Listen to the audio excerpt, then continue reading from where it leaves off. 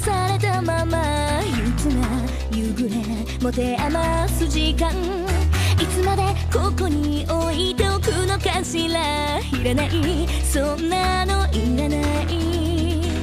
何回言わせればわかるのかしら。まるで足りない、全然足りない。夏のが嫌いと言ったはずでしょう。いいからお仕置きしてあげる。そんな目で私を見つめないでちょうだい。ご褒美はいつだってあげてるでしょ。わかったら今すぐキスをしてちょうだい。捨て猫になりたくないならわかるでしょ。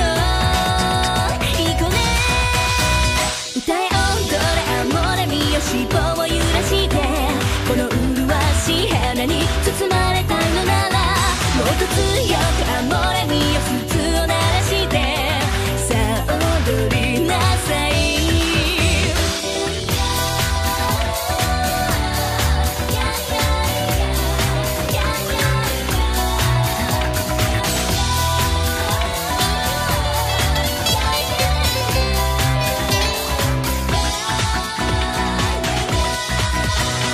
あんたはせいぜい気楽でいいわね。寝転んでゴロニャン子猫のよう、いつの間にボトルは空になっちゃって、おかわり早く持ってきて。そっけないふりしてじらさないでちょうだい。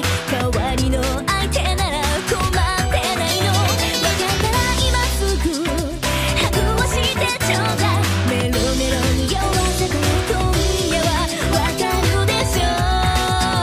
いい子ね、歌え踊れアモレミよ、尻尾を揺らして私の王子様になりたいのなら、もっと切なくアモレ